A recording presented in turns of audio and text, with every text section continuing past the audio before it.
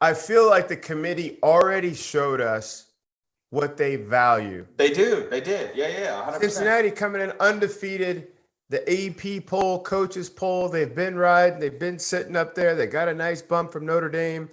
The committee gets together. Oh, that's great, Cincinnati. You guys keep up the good work. 7. So really, Oklahoma, who's really kind of backed their way into some wins, stole some wins, lucked up on a couple. I don't even know what you call the thing at Kansas that took your freshman quarterback pulling the ball from a tailback in midfield on a 4th down call to get 3 yards out of his belly. Well, I don't know what you call that, except that they play in the Power 5 and they have a legacy and a tradition in the playoffs versus this Cincinnati team that hasn't lost in 2 years. This is going to be a heck of a run. Let's just go into it.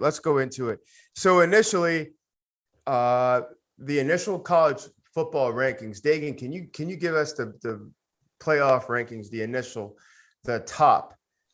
top 4 rankings. So the White. We can start. Well, we can start here, right? Okay, we'll start here. Because BYU is going to be tough, and this is George. You want to talk about who actually has a chance left, or do you just on the initial thought of what these rankings are?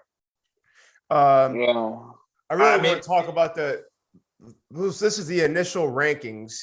So out of this group, let's just say A&M and Oklahoma State are alive, right? Out of these guys, those are the 2 teams alive. And A&M's got a hell of a win, right? I mean, you did beat the Roman Army or whatever that we like to call them. And they beat Auburn today, which is a top 15 matchup, right? 100%. And you still have, you're at Ole Miss next week, right? And then like what we talk about, Prairie View, and then at LSU, who showed up to be a pretty decent team. So I think they do have a chance if there's some slippage up north here that they could. They're not going to make a run to the west, though. That's the thing. They're not going to jump at 2 losses with Mississippi State and Arkansas. They're not going to jump Alabama. Right. So is it a 1-loss A&M, right? It's 2 loss. Mississippi State and Arkansas. That Mississippi State deal hurt. Yeah, all right, it's Sugar Bowl. So, okay, here is where your wedding crashers live, right here. Mm-hmm. So Cincinnati, I mean, they can't just kill people; they have to decapitate them.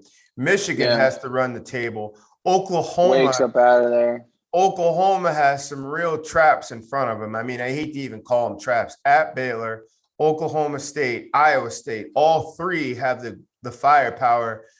No tricks, no onside kicks. They can all take out Oklahoma. Like, they're just going to watch the Kansas tape. Wake Forest, it was fun. You should take a picture of this. You guys got up to number 9. That's great for you. And Notre Dame, I mean, what do we do with Notre Dame? No. Just keep going. Canada. Canada. So Bryce wants to ship them up. Exports. Again, it's a good stat in recruiting because Notre Dame can say, once again, we were top 10 in college football. So really, we're talking about 6, 7, 8. Are we still talking about 7? You still talking about Michigan? I mean, you still have Ohio State left to play as Michigan, so 100%. Penn State. Talking. They got Penn State. Penn State. And Penn State, yes, but in terms of the group to knock off, the unit to knock off is Ohio State. That gets you into the Big Ten championship. You do that, you're in. So I think we're 100% still talking about Michigan. So let's just play this right here. Trevor Bryce hack. Michigan runs out from here. They beat the 2 teams we just talked about, Penn State, Ohio State. They knock out whoever the West farts out from their side of the deal. Or Oklahoma gets past. They win the next 3 games by 7 because that's basically what they've been doing. I don't even know if the Big 12 has a conference championship. I assume they do. They win that. If there's room for one between these 2 programs, where does it go? A Big 10 champ with 1 loss in Michigan, or a Big 12 champ in Oklahoma that's really played C+ football all year, undefeated. I don't even think it's a question. I know that's tough being a Big 12 guy, but I don't even think it's a question. I don't know what you want to say, Trevor, but the only thing is, wait, it's not a question. Meaning it goes to who, Bryce? It goes to Big 10. Yeah. Bigger wins. Yeah. I mean, the way that you survived that conference, dude. That's what I'm saying. But the way too, if you're looking at, you've had pretty much 3 teams all year long in the Big 12 that have been ranked. Baylor came up. Oklahoma State came up as well. It was really just Oklahoma and Iowa State, and that's what we were talking about. Pregame or preseason show was Oklahoma or Iowa State. That's going to be the battle at the very end to determine the Big 12 championship, and then Oklahoma State and Baylor rose up there. The way that Oklahoma, in terms of what you just mentioned, in terms of what a style points,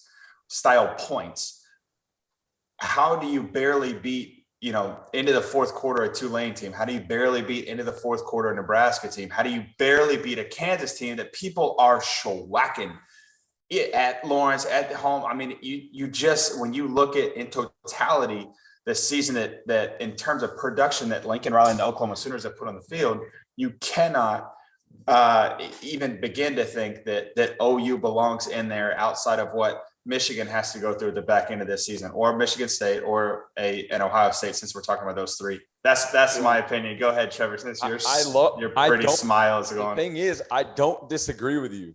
Yes. But I do, because that's a quote. It's kind of similar to his toast. It's similar to his toast. It's similar. Yeah. Toast. But listen, I've never heard that quote in my life. He said, I don't disagree with you, but I do. That's a toast. Listen. Hey, hold on real quick, Trevor. I know that you're a good arguer with your wife, because that's exactly probably what you say to Lacey. I don't disagree with you, but I do. I do. I have my ways. Go ahead. You just leave her confused. Guys, as shit. Oklahoma has been to the college football playoff multiple times now. This will be, and I'm saying will because I believe it's going to happen, the first time they go to it undefeated. They had Baker. They had Kyler. They never got in as an undefeated team. They always had one loss. Now you're telling me for the first time they run through the conference undefeated and they're going to get turned down?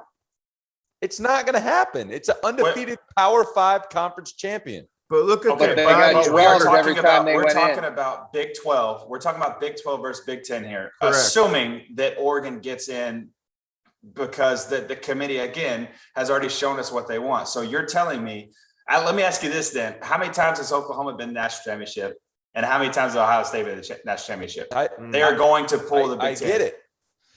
All I'm saying is that goose egg has, in the L column, has to carry some sort of weight. It doesn't. How do you put in a Baker and Kyler team and you don't put in this team? Because I'd love to see what they were doing in November, 1, and then 2, it is about that momentum going into the playoffs. All right. So then the argument isn't going to be Big 10 versus Big 12. That's not going to be the argument, because I think then if Oklahoma's undefeated and a 1-loss Big 10 champion, both of them are in, plus Georgia, and then you've got one other spot. You're saying that one of them is going to hop, or both of them are going to hop Oregon that's already in right now? Certainly not. Certainly not. I think the committee's already shown you that they like Oregon better than they like. All right, Oklahoma. so everybody here besides me agrees that if Oklahoma goes undefeated and wins the Big 12, they still don't get in. Yeah.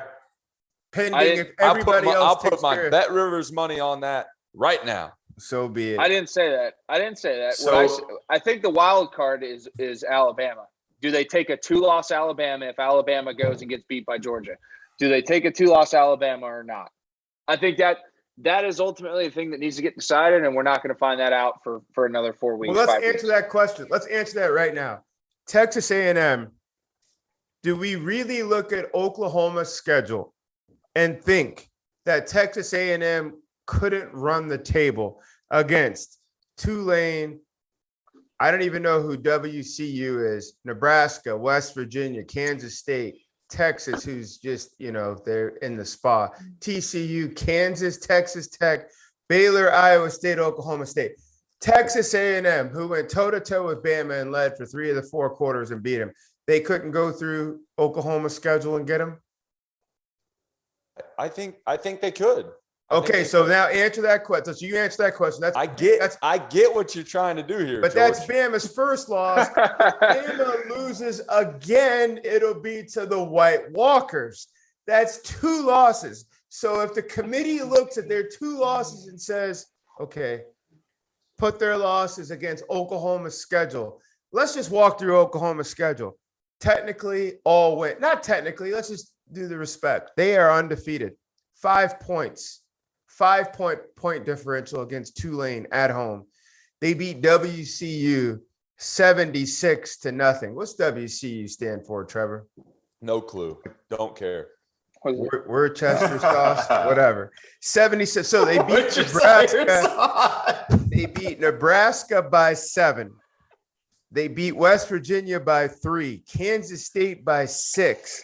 They had to come down from a mile to beat Texas, but they still beat them by 7. They got TCU by 21. They got loose. Big scare at Kansas because they're down in the 4th quarter. And then they finally tagged out Texas Tech. Look at all those 12th round split decision nail biting deals in the L column. You say it again? Egg in the L column. That's the committee's saying the same thing. Please, Oklahoma that's slip true, up but in the I'm next saying 3 weeks. out of the Roman army, and we're already assigning a loss to them to Georgia, just in case. If they lose to Georgia, the 2 teams that beat them would knock out everybody in Oklahoma's schedule, probably also knock out Oklahoma. But I might be wrong. Hack, Bryce, I don't want to beat up his Sooners, but that's the facts. They lost to the number 14 team, and they may lose to the White Walkers. If they lose to the White Walkers, they probably still have a better claim, except for the column that says 2, but that's not your average 2. I'm just scared. That what you just said is going to play out, and Notre Dame is going to get in the playoff. Oh, man. That's what I'm so scared. I'm so scared that Alabama's going to get beat, and that they already like Oregon, and Notre Dame is going to get in there. I would much. I don't think Notre Dame though gets in over the Big Ten champ. That's or Cincinnati to Georgia's point, because they lost to them heads up. So correct. So I don't think we have to worry about the Golden Domers. Trevor, what does Oklahoma have to do to keep themselves out of, like, ironically, they're one of 3 or 4 programs vying the 4th chair. What do they have to do to imprint themselves on the 4th chair? They have to win out. Just keep Simple. winning. No, just but keep no, winning. They need help, though. No, they Hack. simply have to win out. They will be one of 2 Power 5 undefeated conference champions. They need help. And the other one, I think they're going to have 3. Georgia. To Trevor's point, they also, because I would assume that Ohio State gets ranked after this.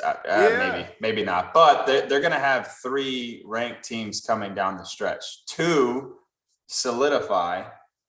I'm just saying, as it stands right now, they have done and proven nothing. If they go put up 45 against Baylor, 38 against Iowa State, and then go into the Bedlam game and put up, Oklahoma whatever. State's undefeated. 17. They finished their regular season out with a top 10 win. Honestly, we're having the same conversation with Oklahoma State, but quickly, Hack, if Oklahoma, and I already ran down their wins, they beat Mustard State by 8. They beat Barbecue Tech by 9. Right. If they win these last 3 games, granted, Oklahoma State's respectable. We're going to have the same conversation. We could be talking about them. They're undefeated. Oh, they have a loss. Yeah, they lost. Oh, tonight. You're right. If they beat these 3 opponents, though, Hack, and it's all single digits, and it looks like the game could have gone either way for 90% of the game until they found a way to get it done or it was given to them. Is undefeated, is that a universal term, or are there different sides of an undefeated prism and Oklahoma could be on the wrong side of? So here's my thing, because this is what I was getting into earlier when we were talking before we went live. I think there's arguments for the Big Ten and the SEC to have 2 teams represented based upon the strength of schedule and how well these teams have played. I think this is unlike the previous years, Trevor, that you were talking about with Oklahoma getting in, and it would be the first time that they would get in undefeated. I think the landscape of college football has proven to be stronger in certain areas than others, whereas I think it was more evenly distributed during these previous times that you were speaking of. I don't want to take away from the power of consistency that Oklahoma has had in terms of being there, being at the door, but they have gotten their teeth kicked in every time they got to the show. Mm-hmm. So I think it's not like a team like Ohio State, who has, I think, outside of the SEC, been the only other team to win it in the last 8 years, 9 years, Clemson. 10 years. Clemson. So Clemson and Ohio State, outside of the SEC, have been the only two teams to win it. I just feel that I think there's a lot of strength in the SEC and specifically the Big Ten East. I think the ACC doesn't have a player in Clemson anymore, which hurts. So when you don't have that, then by default, the entire ACC is down. So they're playing for the freaking Georgia Chick-fil-A Peach Bowl. I just think that it's a unique year. I think there's strength in certain areas that there hasn't been so much strength before. And I think even in undefeated Oklahoma, because of the way that they've played, which everyone has touched on, and we don't need to continue to beat that dead horse, I think this is a year where if style points matter, if strength of schedule matters, top to bottom, all these variables that we don't really know what the weight they carry play into it. I think if there is a year that they can get hosed, this is the year, because I think there are better football teams out there. That's my only thing. And like I said, it just bodes 1,000 times more into the argument of what I was saying, is that we need to expand this freaking thing, because it's what it eliminates these arguments and we get to see it on the field. I totally agree with you guys wholeheartedly in style points, better teams, all that kind of stuff, and what we think the rubric is for picking the top four. Yep. That being said, you go out on the field every week and you get one of two things. You get a W or you get an L. And that is still the most important thing across the board. If this was years past and Oklahoma's a one-loss team, obviously they don't sniff the playoff. We're not talking about them. They're outside the top 10, right? This year, they are lucky because of strength of schedule and because of the lack of style points and having a Heisman Trophy winner, that they could still get in only because of the goose egg in the L column. That's the only reason. And real quick, to that point, though, people in Cincinnati are saying the same thing. Not Power 5. It doesn't matter, though. It doesn't matter, because what the committee showed us by putting Oregon ahead of Oklahoma is your goose egg means nothing. Correct. Oregon has a one loss to Stanford. And they still jumped them. Now, that could be because of the heads up at Columbus. They beat Ohio State. But and Oklahoma's back heavy schedule that they're about to go play some juggernauts. But how heavy is that back heavy schedule, though? Correct. It's not as heavy as a back heavy Big Ten schedule. It's good football, but it's not. There's no. But again, to Trevor's point, though, I don't think that, because I think now we're. But they're not playing Notre Dame. I think what we're talking about is does Oklahoma, or can Oklahoma jump Oregon, or is the committee going to say, hey, Alabama, you lost A&M, you lost in the conference championship, you're out. So are we all saying here that Oklahoma has, even at undefeated, if they go and beat Baylor, Iowa State, Oklahoma State, that there's 0% chance that they get in, or it's dependent on the Big Ten It's champion? dependent. I don't think it's a lock. I think if Oklahoma goes undefeated, you're still making a case. You're not a lock. That's what they have to do, though. If they lose a game, they're done. Oh, it's not even close. Agreed there. Completely agree there. they control their own destiny, but it goes back to the initial argument is they control their own destiny, but they don't have enough weight. They don't have enough ass in the back end of the schedule to strengthen their argument. The only way they strengthen their argument is by winning out. These other teams have opportunities to strengthen their argument, even though they may have a blemish in that wins and loss column, like what you were talking about, in my opinion. Well, if we'll we're see. being honest, the Kansas should be seen as a loss already. None of these programs, Cincinnati included, would be messing around with Kansas, scrapping around on the floor of a bar, trying to get air with Kansas in the fourth quarter. None of these programs would.